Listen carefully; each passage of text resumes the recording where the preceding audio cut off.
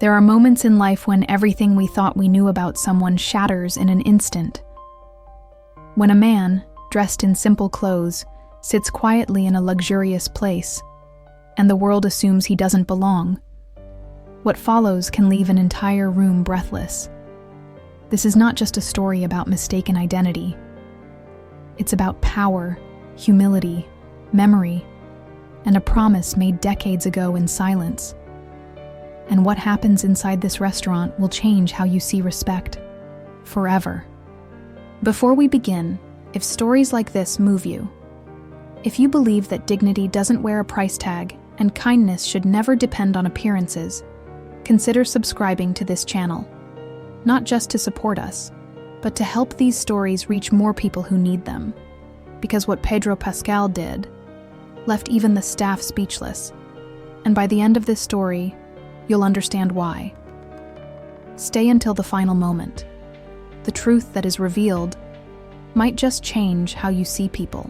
No grand gestures, no entourage, no designer sunglasses shielding his face from attention. Just a man in a muted gray coat, dark jeans that had clearly seen years of honest wear, and boots that told stories of sidewalks far from red carpets. His hair slightly tousled, a 5 o'clock shadow visible under the amber light of the chandelier. He looked like someone who had come in out of the cold, not to impress, but simply to eat. The maitre d' barely glanced up when the man walked through the rotating glass doors. Why would he? The restaurant was a cathedral of elegance, nestled in one of Los Angeles's most exclusive neighborhoods. Here, fortunes were flaunted with every pour of wine, every polished fork. And here, people like that didn't linger long.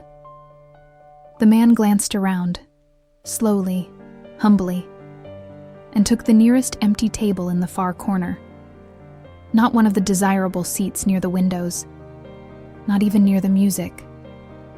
Just a quiet place where he wouldn't be in anyone's way. There was a subtle discomfort in the room. Some diners looked up, curious. Others didn't notice at all. But one person, a waiter named Bryce, noticed everything. Young, ambitious, and sharply dressed, Bryce prided himself on reading people in seconds. And in his eyes, this stranger, he didn't belong. There were rules in places like this, unwritten ones. You don't show up in worn boots. You don't sit without being escorted. You don't carry that look, the look of someone who's used to being overlooked. Bryce walked over slowly, already rehearsing the tone he'd use. Polite enough not to cause a scene, sharp enough to communicate who truly belonged here. "Good evening," he said, lips tight as he handed over the menu. He made no effort to smile. "This table's usually reserved, but I suppose we can make an exception. Just this once." The man nodded with gratitude, as if unaware of the edge in Bryce's voice. He opened the menu and began reading quietly, undisturbed. There was something about that calm. It wasn't defiant. It was deeper, as if he had already seen the worst of people and decided long ago not to become like them. Across the room, laughter erupted at a table full of executives. A champagne cork popped. A woman in a red gown stared curiously at the man in the corner, her brows slightly raised. Bryce noticed her glance, and his pride bristled. He needed to remind everyone that this was his space to command, that he knew quality, and he knew who didn't have it. So when the man pointed to one of the most expensive dishes on the menu, Bryce's eyebrows lifted. "That's our filet au poivre," he said, a note of challenge in his voice. "It's $185, just so there's no misunderstanding." The man didn't flinch. He nodded. Bryce waited a second longer, hoping for hesitation. There was none.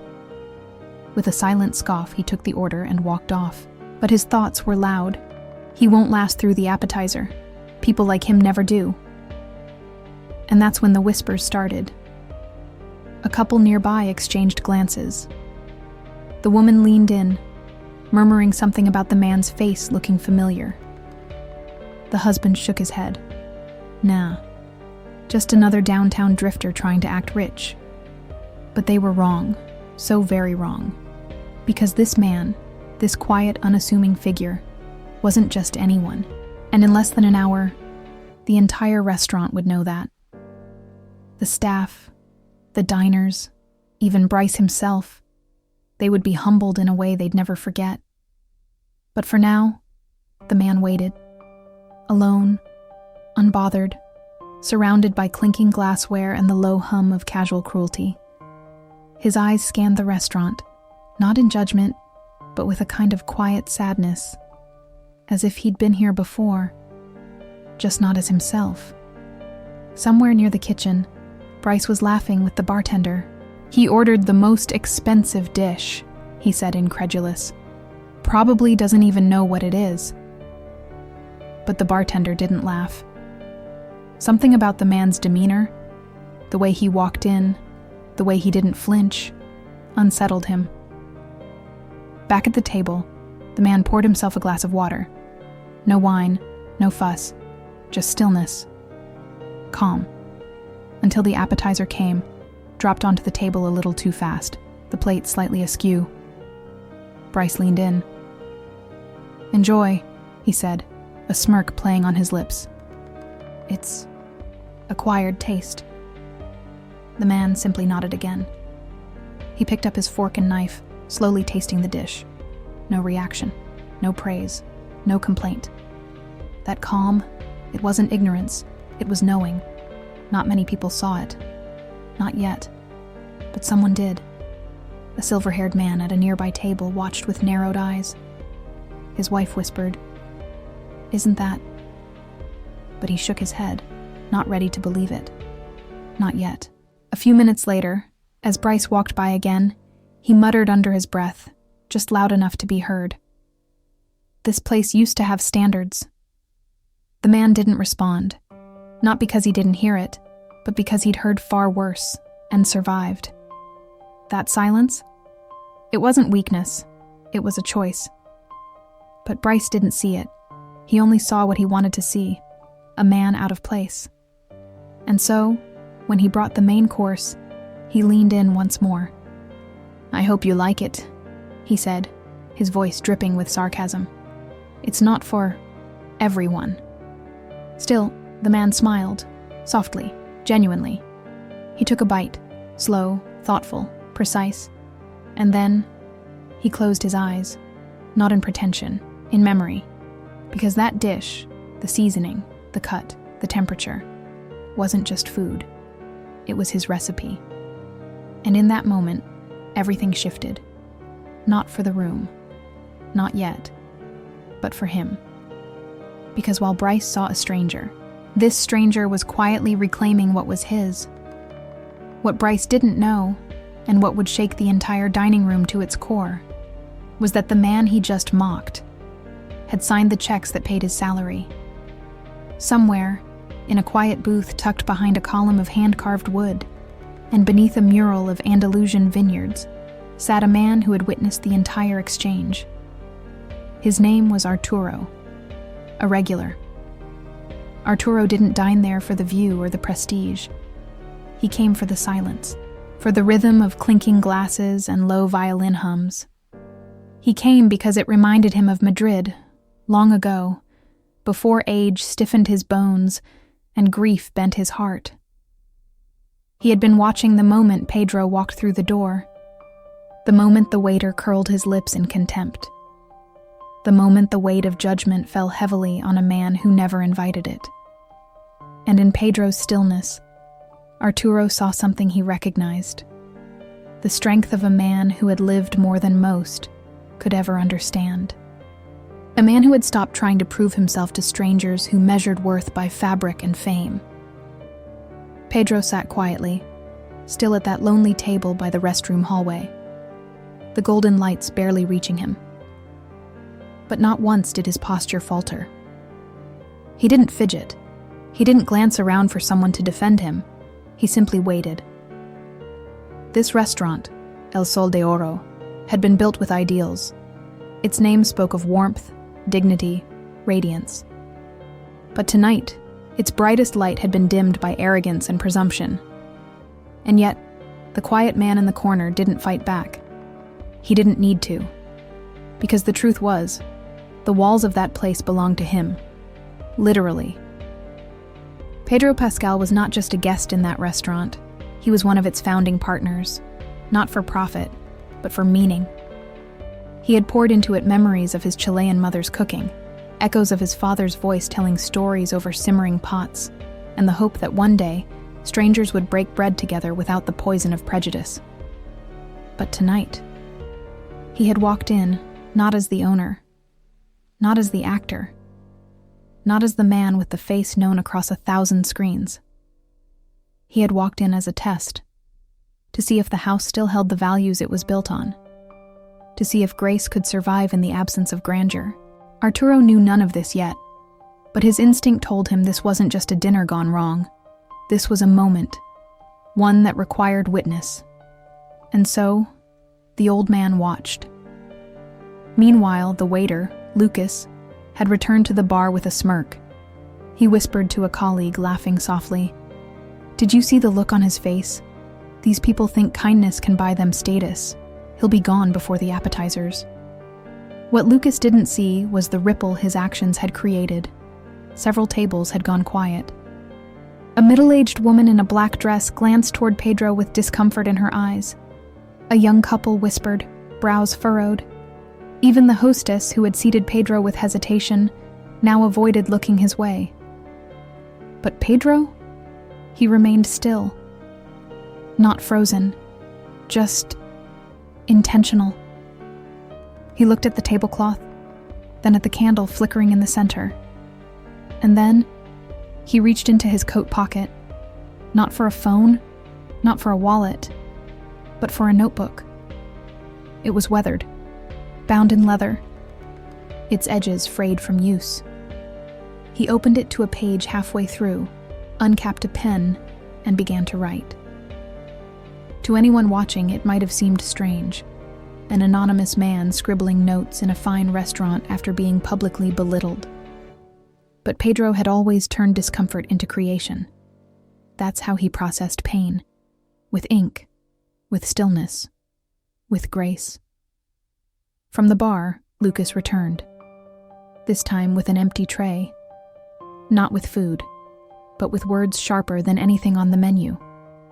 He leaned over Pedro's table, and in a tone dressed in velvet but laced with glass, asked, "Still here?" Pedro looked up, gently closed the notebook, and nodded once. Lucas smiled mockingly. "Hope you're not expecting service like the others tonight. We have standards." And with that, he walked away. Again. But this time, his words didn't echo alone. They were heard. By Arturo, by the hostess, by the violinist who had missed a note when the tension in the room thickened. Something had shifted. Not yet an eruption, but a tremor. Back in the kitchen, behind swinging doors and over the hiss of a searing skillet, a young chef named Camilla glanced toward the service window and frowned. She had seen Lucas return, twice, with nothing in hand. And she knew what that meant. Camilla wasn't just any line cook. She had trained in Barcelona, worked in Paris, returned home only to find kitchens still divided between ego and empathy. And she chose El Sol de Oro because she believed its mission was different. But tonight, she sensed betrayal in the air. She approached the head chef and asked quietly, "Table 12 still hasn't been served." He didn't answer, but the look in his eyes confirmed it. Camilla looked through the narrow slit in the swinging door. She saw Pedro, still calm, still waiting, and something in her clenched. It wasn't just about one man anymore. It was about what kind of place they were building. Outside, rain began to fall, soft at first, tapping on the windows like a memory trying to return. Inside, a decision was forming. And not just in Camilla's mind. The couple in the far booth stood up. They didn't walk out. They walked to the manager, not loudly, not accusing, just honest. "Something's happening here," the woman whispered. "It doesn't feel right," her husband added. The manager, a man named Julian, blinked. He had been reviewing invoices, unaware of the growing unease. But now, he noticed it too. The music had changed tempo. The air had thickened. And there, in the corner of the dining room, sat a man who refused to be broken by humiliation. Julian adjusted his tie and stood. But before he could move, something happened. Pedro stood up, notebook in hand, calm, controlled. He placed the notebook on the table, pushed in his chair, and turned toward the center of the restaurant. And then, he walked. Not toward the exit, but toward the kitchen. The room stilled, forks paused midair. A child stopped coloring their menu. Even the violinist lowered her bow. Pedro moved with quiet certainty, a man unafraid of shadows. As he approached the kitchen doors, Lucas appeared again, tray in hand, smile ready. But this time, it faltered. Pedro stopped just a few steps before him. No words, no confrontation, just a look. A silence heavier than speech. Lucas stepped aside without being asked, and Pedro entered the kitchen. Inside, the staff turned to see him. Confusion, tension. But Camilla stepped forward and said nothing. She simply pointed to the dish that had sat too long under the heat lamp. Pedro approached it, lifted the lid, smelled the steam, then nodded, and something in Camilla's expression changed. Respect, recognition. Without a word, Pedro turned, walked back into the dining room, carrying the plate himself. He returned to his table, sat down, and began to eat. And as he took the first bite, the power dynamic shifted forever.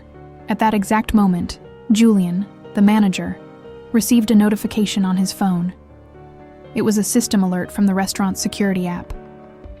A new access code had just been used to enter the owner's private office. Only 3 people had that code, and Pedro Pascal was one of them. Julian's eyes widened as he slowly looked across the room, toward the man now calmly finishing his meal. As the evening unfolded, the restaurant's glow seemed almost unaware of the tension that simmered beneath its elegance. Crystal glasses clinked, forks tapped gently against porcelain, and the pianist carried on with soft notes that tried, unsuccessfully, to smooth the edges of what was happening in one hidden corner of the room. Pedro remained seated, still like a mountain watching a storm pass below. The waiter, Darren, had not returned for some time. Instead, Pedro's table became the quiet center of a growing awareness. Patrons glanced subtly his way. Conversations dipped and hushed as if the air itself had shifted. And it had. But not for the reasons they thought. A couple nearby whispered, puzzled by Pedro's calm. The woman wore a designer shawl, and the man swirled wine with practiced ease, but both seemed unnerved by something they couldn't name. Because Pedro didn't react.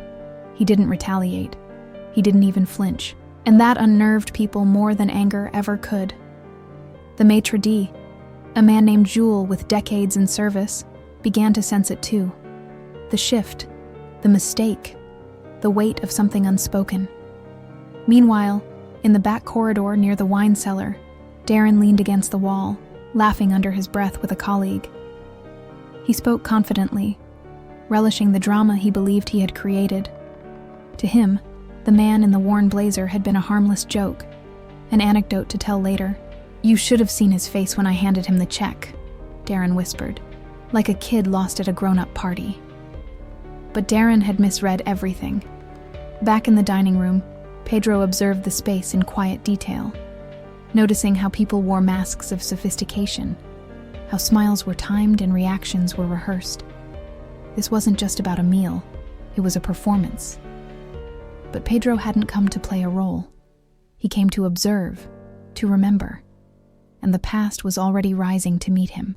Years ago, long before the fame, long before red carpets and action roles, Pedro had sat in restaurants like this with nothing but borrowed confidence. He had been overlooked, dismissed, treated like noise instead of music.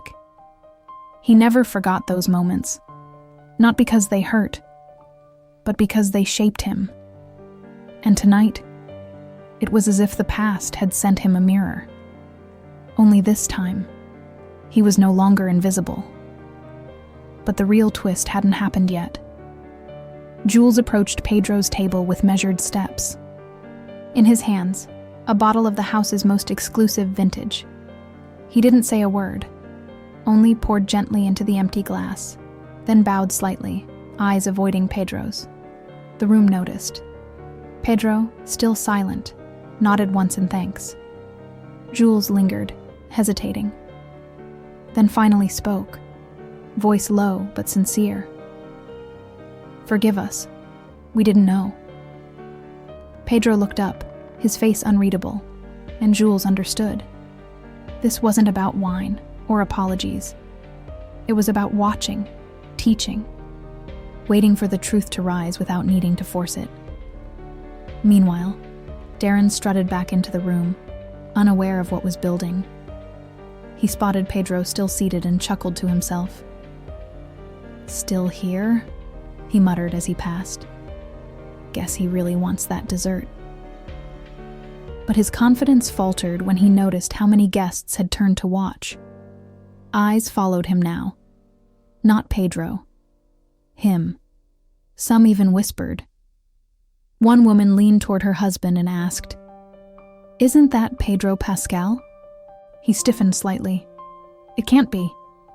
Why would he be here dressed like that?" But it was him, and things were about to turn. Darren approached again, this time trying a new tone. Slick, insincere charm. "Everything all right, sir? You enjoying your little corner here?"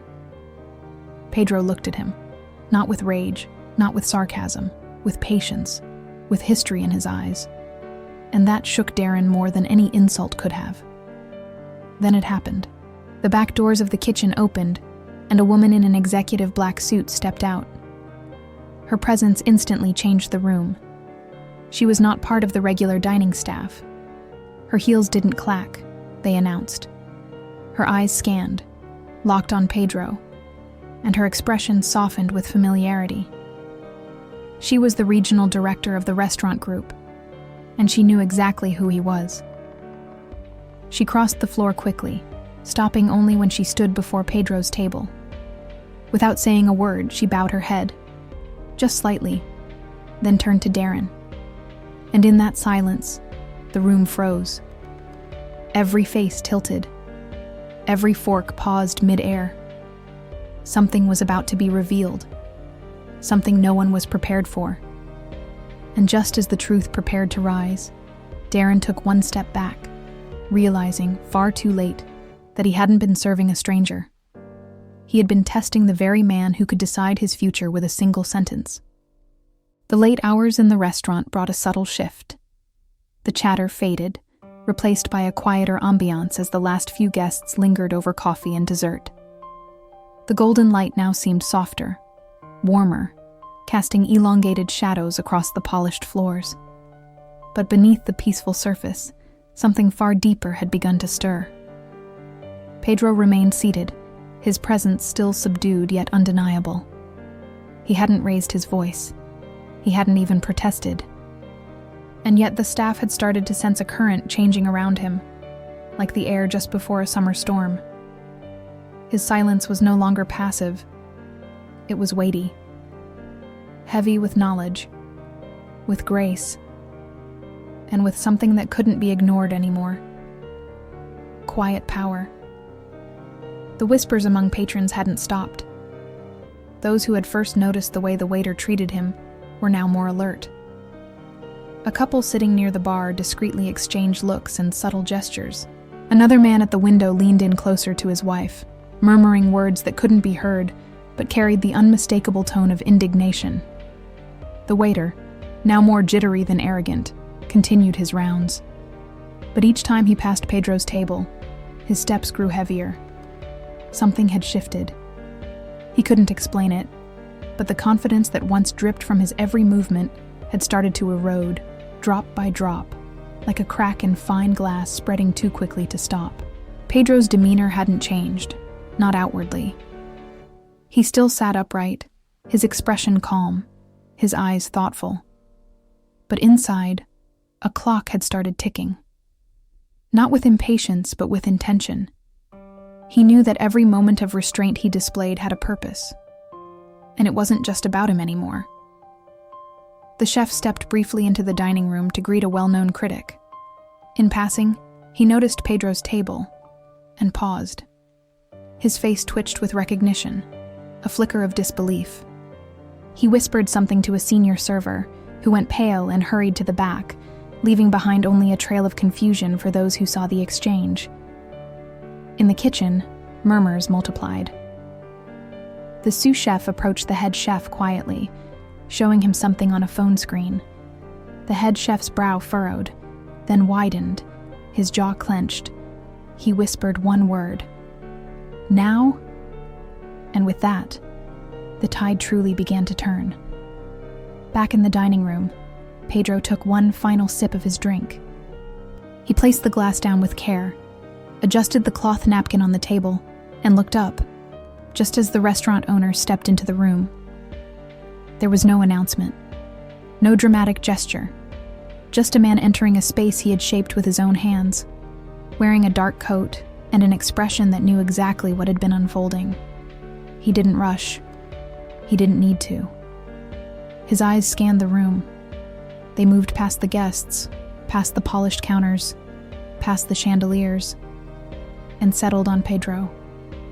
And in that instant, the truth silently detonated. The owner didn't look surprised to see Pedro. On the contrary, he smiled faintly, as if seeing an old friend. He crossed the room with purpose and respect, and extended his hand with sincerity. The waiter, watching from the side, froze, because suddenly, all the questions he had been trying to ignore came rushing in. Why hadn't the man responded to his insults? Why had the chef gone pale? Why was the atmosphere so heavy around one guest? And why was the owner shaking Pedro Pascal's hand as if he were the one who built the place? As the two men exchanged quiet greetings, the waiter's chest tightened. His breath became shallow. He stepped back, almost knocking over a tray, his mind spiraling. He had mocked him, dismissed him, publicly humiliated him. And now, the curtain had lifted. The restaurant fell into a hush. One of the regulars, an older gentleman with a linen pocket square and impeccable posture, leaned toward his wife and whispered, "He owns it. That's the owner's partner." A collective ripple of realization moved through the room like wind through wheat. Pedro stood up. For the first time that night, he allowed himself to be seen not as a stranger, but as who he truly was. His shoulders no longer held the weight of silence. They held purpose. His eyes scanned the room, not in judgment, but in acknowledgement. He walked with the owner, slowly, toward the center of the restaurant. Together, they stopped near the bar, the place where earlier he had been dismissed like a nobody. And it was there, standing where the night had started to unravel, that Pedro began to speak. Not loudly, but with clarity. He didn't mention his name. He didn't list his accomplishments. He didn't need to. What he shared instead was something deeper. He spoke of dignity, of why kindness matters even when it seems unnecessary, of the way a single act of respect, or cruelty, can echo through a place, shaping the spirit of everything that happens inside it. He didn't scold. He didn't humiliate. But he didn't excuse either. And as his words landed, they didn't just touch the staff. They reached the patrons, the ones who had watched, the ones who had said nothing, the ones who now looked at the floor with a tinge of shame. He asked them to reflect, to consider what kind of place they wanted to support, to remember that character isn't tested when things go well, but when they don't. The waiter, standing by the side, began to tremble. His arrogance had collapsed into guilt, and in the silence that followed Pedro's final words, he stepped forward. Not because he had to, but because his conscience left him no choice. He stood before Pedro. His mouth opened, but no words came. His lips trembled, his eyes watered. Everyone was watching. But Pedro didn't wait for an apology. Instead, he placed a hand gently on the man's shoulder. The gesture said everything. Grace, even when undeserved, changes people. And in that moment, everyone understood. But just as the weight in the room began to lift, just as a breath of redemption seemed to pass through the space, the front doors of the restaurant swung open again. Someone new had arrived. Someone who recognized Pedro instantly, and who wasn't there for dinner. There was a hush in the air as Pedro Pascal stood from his seat. The once noisy dining room, filled with casual laughter and clinking glasses, now felt like a theater just before the curtain rose. Every eye followed his movements, not out of fame, but because of the calm force he carried, an invisible current of dignity that demanded attention without ever asking for it. He didn't raise his voice. He didn't call out the waiter by name. He didn't scold or seek revenge. Instead, he walked toward the center of the restaurant, paused beneath the grand chandelier that now seemed too extravagant, and simply looked around. With a tone as soft as velvet but sharper than any reprimand, he addressed everyone. He spoke not just to the staff, but to the very soul of the place. He reminded them what the restaurant was meant to be, a place where everyone could belong, where meals were shared not just for taste, but for connection. He spoke of his vision when he decided to invest in this place, one where people came to feel human, not judged. He didn't mention the insult. He didn't retell the waiter's words. He didn't need to. Everyone remembered. And then, with the same grace he had shown all night, he turned back to the manager and the staff. He told them that mistakes don't define people, but how they respond does. He offered the waiter a chance, not condemnation. A chance to grow, to learn, to remember that every plate served carries more than food. It carries the weight of how we treat others. The waiter, now pale and visibly shaken, stood speechless. There was no speech that could undo what had happened, but there was still room to make it right. And that space, Pedro left open. Then, Pedro did something no one expected. He walked to the hostess stand, pulled out his wallet, and paid for everyone's dinner. Not as a gesture of wealth, but as a reminder. Dignity costs nothing, but it's the richest thing you can give. People stood. They clapped, not in the wild, paparazzi-filled way movie stars often receive, but in that slow, sincere rhythm reserved for someone who's taught you something without preaching. Someone who made you feel something deep, something human. Outside, the evening wind stirred as Pedro exited the restaurant. The valet rushed toward him, embarrassed, but Pedro simply smiled and tipped generously. Then he walked down the sidewalk, alone, hands in his pockets, his silhouette fading into the lights of the city. But the story didn't fade. It spread. The woman who had seen it all told her friends. The elderly couple shared it with their grandchildren. The young waitress, who once followed Ashley's lead, now carried a new kind of pride when placing menus. And even the manager began each team meeting with a question. What would you do if no one looked rich, but everyone deserved kindness? As for Pedro, he returned from time to time, quietly, without notice. But everyone noticed now, because kindness, once invisible, had become the main course. And that night, in a restaurant built on reputation, it was respect that became its legacy.